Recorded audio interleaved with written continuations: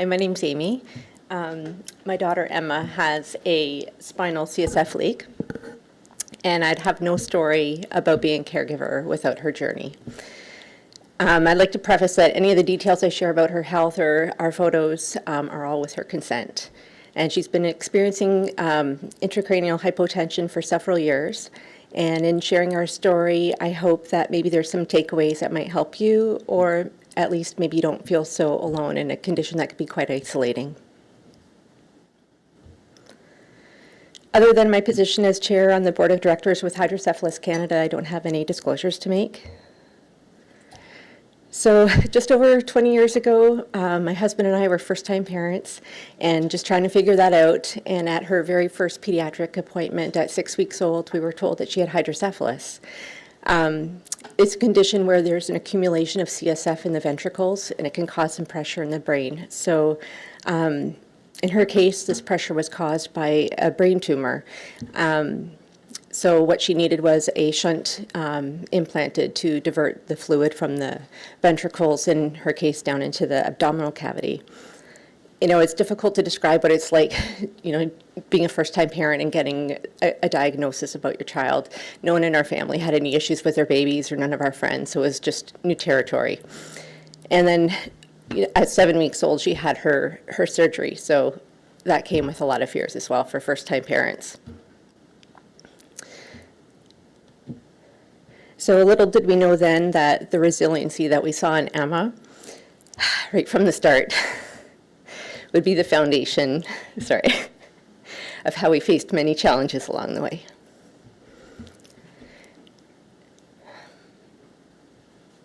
So the diagnosis of her brain tumor, that came when she was about 1.5 years. They didn't see the tumor right at the beginning because her ventricles were so enlarged.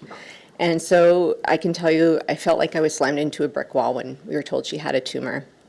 We were completely unprepared for that appointment, and it terrified us. And the only saving grace was that she was so little she didn't know what was being said in that room. And I cried for about 3 days, because what did this mean for her? What was her future going to look like? And at the end of the 3 days, I didn't have any answers. But when I looked down at her, I knew she did not need a mom crying over her. She needed me to be strong and do my best to support her in any way that I could. And so that's what I set out to do. So she had routine MRIs growing up. We had to monitor the tumor, and thankfully it remained stable. We did our best to give her every opportunity growing up. So she really enjoyed various sports. She enjoyed swimming, jiu-jitsu, hockey, skiing, basketball, soccer. She fell in love with soccer. Her favorite place was to be on the pitch, and ours was on the sidelines. In the fall of 2019 and into early 2020, Emma was 15, and she started having debilitating headaches. She never suffered from headaches, so these were very intense. They would come on hard and fast, and she would need to lay down, and after a couple hours, it would pass. Over-the-counter medication didn't touch the pain, and in those several months, the headaches began to increase in frequency. And by March of 2020, she was having about them every 3 times a week. And then by May of 2020, they were nearly every day. And because she has a shunt that regulated the CSF flow, they suspected that it wasn't working properly, and it was overdraining her ventricles because they were quite small. She had her shunt replaced, and the symptoms resolved immediately. And as soon as I got to see her in recovery after surgery, she had a drowsy smile and a popsicle in hand, and the first thing she said was, "I don't have a headache anymore." 4 months later, those headaches returned. Pain down the spine, pain behind the eyes, all over in the head. They're debilitating. Laying down made the pain lessen, but when sitting up, it would get worse, and it pulsed. So they adjusted her shunt setting to try and help compensate for the effects of some suspected overdraining in the shunt. And as time progressed, we began to find that when she was reclined, it helped ease the symptoms, and going from sitting to standing or bending over made it worse. And then the term positional headaches became quite familiar in our vocabulary. By December of 2020, the frequency and intensity of these headaches increased, and then she had several surgical interventions involving the shunt.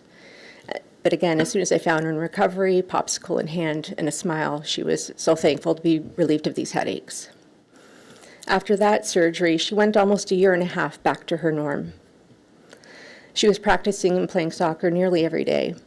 She was in her final year of high school, and then in April 2022, her positional headaches returned. She soon had another shunt surgery and then enjoyed graduation and prom the following month. 3 months later, in August, the positional headaches returned. She was preparing to attend university that September, and she knew that she could not manage these symptoms with the need to be reclined and attend university. But she had such a dedicated team behind her, and they were committed to her health. What was to be her first day in university, she was in hospital while the specialist tried to figure out why was she struggling with these ongoing symptoms. So after additional interventions, it was determined that the shunt was not the issue. She had to be leaking CSF from somewhere. She was their first SIH patient. She had a blind blood patch, and she felt immediate relief. And then it failed a day and a half later. Another blind blood patch, it couldn't be performed for a couple of weeks, so she knew that the difficult decision to delay her first year of university had to be made. The second patch didn't have any success. In early October, she then had a cisternogram, and it located a large leak. The timing was terrible because hospitals were still trying to recover from COVID-19, so the surgical rooms were quite backed up. So we waited at home for next steps. And one day I was alone with her, and her headaches were very bad, and she was nauseous from the pain. And she attempted to sit up, and she shook a bit and lost consciousness briefly. She had to be transported by ambulance to our local hospital because she could not be upright at all due to the extreme pain. Our local hospital wasn't equipped to handle her needs, and then she was transferred to her team, which was about an hour away from our home. Since they knew where the issue was, now they tried a targeted blood patch, but that was not successful. So we had to wait in hospital for surgery. And that's where we experienced the extreme of this condition. My husband had to stay home, care for our son at home. Thankfully, she was still under pediatric care, so I got to stay in hospital with her, and I didn't leave her side. I kept the room as dark and quiet as possible.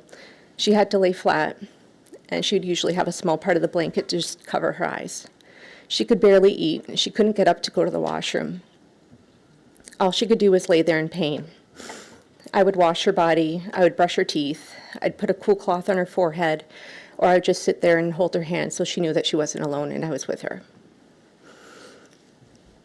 When they said one day that they may have to start a feeding tube, her only response was, which side of my nose would they put it down? The pain team came in, and they put her on the strongest medications in their arsenal, and it was no match for her CSF leak. Finally, surgery day came, and the leak was repaired. Similar to her prior surgeries, her leak symptoms resolved, and caregiving continued as she recovered from spinal surgery. We were all smiles for a week and a half, and then her leak symptoms returned. From October 22 at that time until present, we have been trying to resolve this issue, going for all types of available imaging. She's had treatments including embolizations. Similar to other interventions, relief was brief and the symptoms have returned. And in experiencing all of this and reflecting on how we've supported Emma's care and her needs, we found some things that we try to keep at the forefront as we continue to support her. Similarly to her other diagnoses, learning that she has a CSF leak, I jumped into research mode. I wanted to learn as much as I could about this condition so that I could support her as she navigated it. In addition to talking with healthcare professionals, I read from reputable health sites, research articles. I joined some online support groups so that I could glean from other people's experiences. I was fortunate to be with her every step of the way, so I had a deep understanding of the grave impact of this condition. And I found that helped me be better equipped in understanding what supports she would need from me. This condition can really take its toll, And everybody's experience is different as to the length of time, the amount of pain, and the impact that they all suffer. The emotional support that a caregiver can provide can make a significant difference. I do my best to listen and provide reassurance, especially knowing her feelings are completely valid. In times when suffering was great and there wasn't much more I could do, just being present and sitting with her, giving her that emotional support was so essential.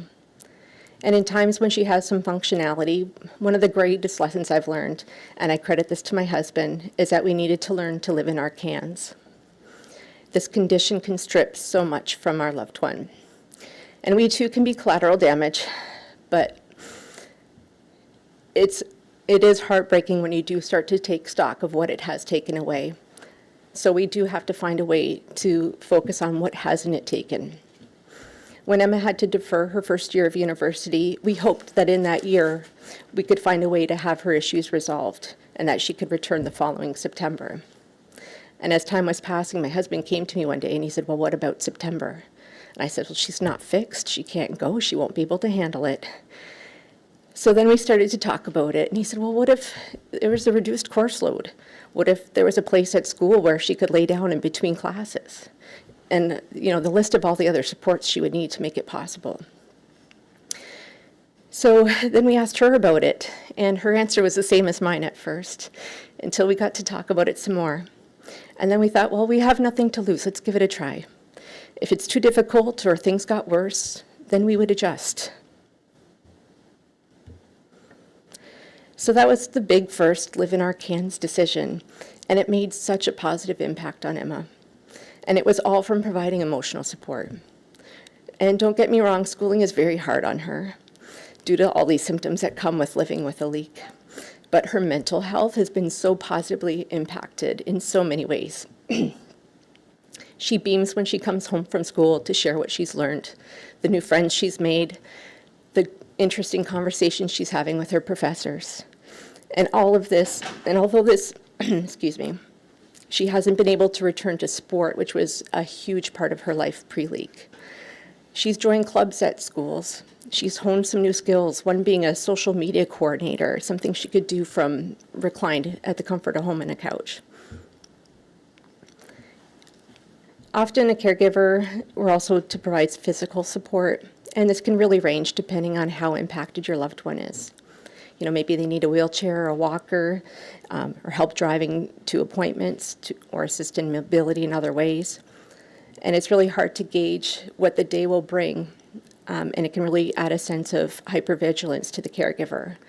I know I can look at Emma at one point in the day and know that she needs to lay down immediately. I'll grab an ice pack, make the room quiet and comfortable for her until that passes.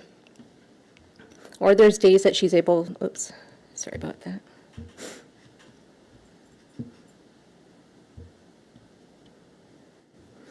Or there's times when she's able to manage and she can do more for herself. And because I know for her positional headaches is an issue, I try to save as many bend down activities for her as much as I can. So even if that means that I put all her dishes in the dishwasher, that's what I'll do. I know she has to do those actions in her day, but if I can save a couple of those for her, I do what I can for that. And thankfully, she does still live with us at home, even while attending school. So my husband and I do take care of most of her needs just to help reduce the load on her, and so that she can save those resources for school or for time with family and friends. With her permission, my husband and/or I will attend her medical appointments with her as well. It's helpful to have that extra set of ears in the room, especially this condition causing brain fog. This ensures that she hears and understands everything that's being said. And while at home, if she ever has prescription schedules, I'll help to chart that out, just to help keep track of everything. And unfortunately, she has experienced many surgeries, so aftercare is familiar territory. Helping to shower, obtain assisted devices such as a shower chair, wound care, calling the doctor when there's concerns, or basically every other need while recovering from surgery. There's a lot of dependency on the caregiver during recovery. And I found in times like this, if the caregiver can rely on their own support system, whether it's a partner, family, or friends, It's really helpful. Finding someone to maybe bring over a meal, run over some errands, watch your loved one so you can escape for a little bit. That really helps to manage, especially when the demand is high. And because physical health can be impacted when suffering from a leak, helping to keep a healthy lifestyle, feeding your mind, your body, your soul, as we've talked about, is so important. Em and I have fun, trying to look at new recipes, trying to find ways to keep the nutrition or the hydration up. And because her physical abilities have been so impacted, she's tried different things like meditation and breathing exercises, engaging in new hobbies. She's tried crocheting. We play lots of card games, board games, just always trying to find new ways to keep our mind and our body as healthy as possible. And we've been very mindful in how isolating having a chronic condition can be, and we support her in keeping very active with her social connections, especially in hard times. I know that a chat with a friend can really help her heart, so we really encourage her to keep in contact with those close to her. And I know when you're going through something difficult, you feel like you don't want to reach out because you may feel like you're burdening others. And I tell her that the people around here feel very powerless to help. So if they can be that ear to listen, that shoulder to lean on, you're never being a burden.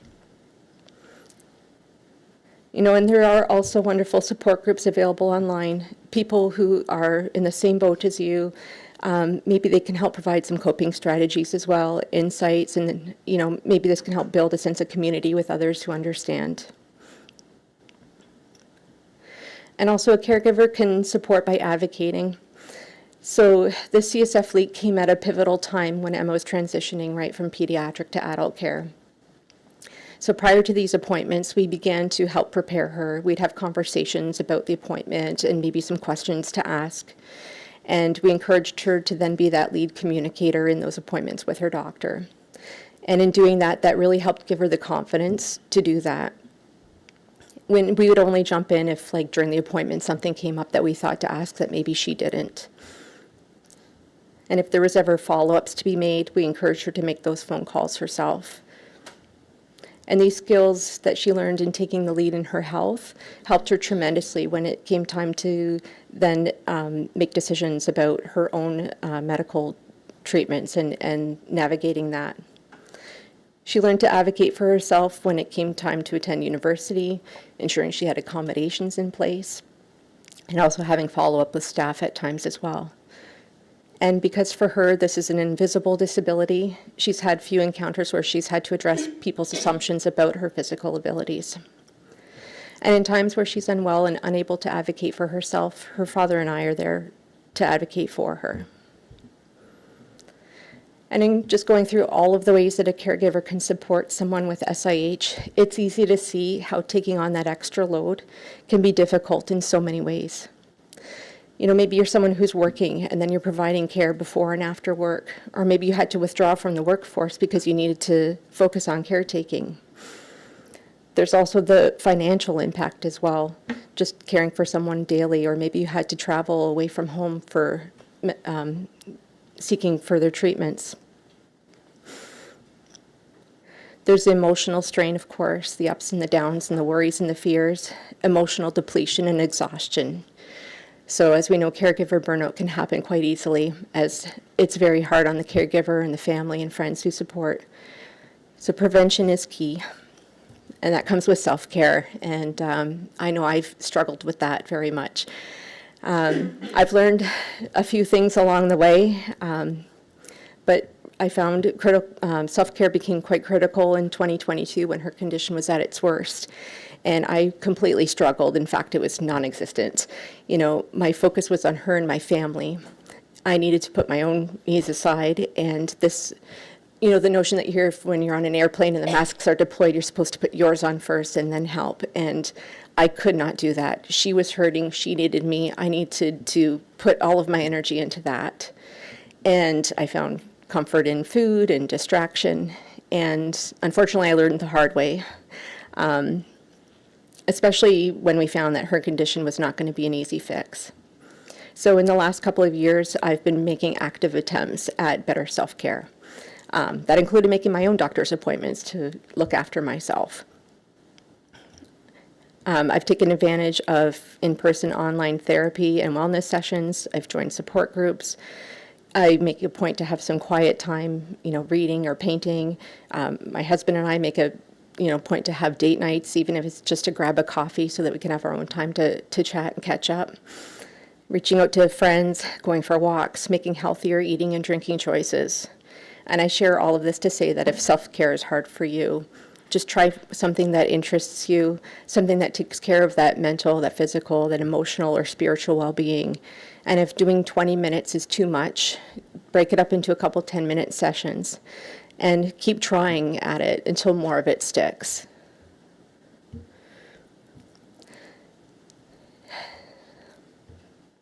Sorry. I was fortunate to participate in a caregiver workshop series. I'll get the proper link on. I had a QR code, but it wasn't working. It was through Hydrocephalus Canada. If you go online, there's a couple of drop-down menus, but to the resource center. As a result of that workshop, they created a caregiver toolkit. So it was compiled by the organizers so that it could be shared with caregivers, no matter what condition people are helping their loved ones. And one quote that I found regarding that self-care that made so much sense to me, and it helped me better process this need to prioritize self-care while caregiving, was this: that taking care of yourself doesn't mean me first, it means me too, by Eleanor Nost. And that really helped me with that interpretation about, self-care wasn't about me putting that mask on first on the airplane, because in that scenario, I couldn't do it. That was a barrier. So the fact that it was me too, that it was important that I include me in the giving of care, I could get on board with that. And in providing self-care, I'm able to continue to show up and be a better caregiver. And another quote that I found that resonated was that self-care means giving the world the best of you instead of what's left of you. So creating some healthy habits, keeping a goal of good self-care will help in those times when life is hitting you a little harder. When you don't feel like making lemonade out of that truckload of lemons that have been dumped on your doorstep. And again, you're completely valid in feeling that. I've been there, I'm sure we all have a few times, but we can't stay there. We do have to find a way eventually to pick ourselves up and dust ourselves off and figure out what is next. And ensuring that you're taking care of yourself, you will be a better caregiver, and you'll be able to manage those stressful situations a little better. I'm absolutely amazed what Emma has accomplished while suffering from a CSF leak. And I understand it's going to look different for everyone, and to the degree that you're impacted by your health. And you need to acknowledge those accomplishments. If today getting out of bed was a big deal, amazing. No doubt her medical challenges have helped prepare her, and how she's faced them. It's put so many skills in her toolbox, preparing her for all of this. And yes, the CSF leak has taken a lot from her. And for that, my heart breaks. But I do have to acknowledge that she has gained in ways that we did not expect. It's brought us into this CSF leak world where we've met so many beautiful people who I'm honored to call friend. I'm a better mom. I try to be a better person. And I continue to advocate for her and for those who will come after her. And that these journeys will get easier with the advancements in diagnosis and treatment. Thank you to the Spinal CSF Leak Canada and the organizing committee, for the speakers, for your dedication. I am so grateful. And for the caregivers, I hope that there's some helpful tips that you may have found to help support your loved one with SIH, and to remember to care for you too. Thank you.